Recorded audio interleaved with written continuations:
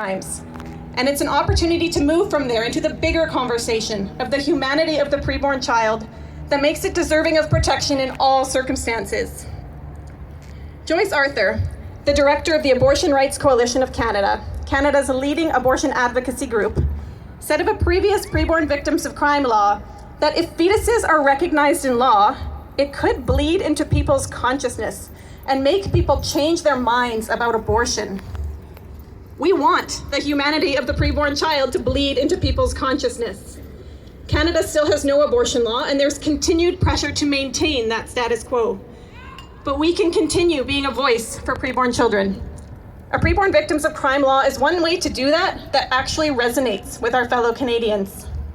If you'd like to learn more about how you can support a preborn victims of crime law, all this information is available at therewere2.ca.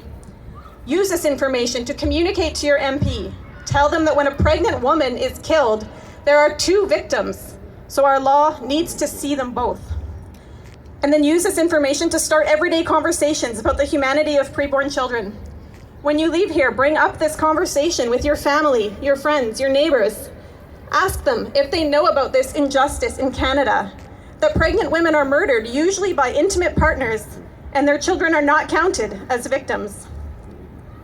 Debates are not won in a day, no matter how many people show up, and hearts and minds are rarely changed in a single conversation.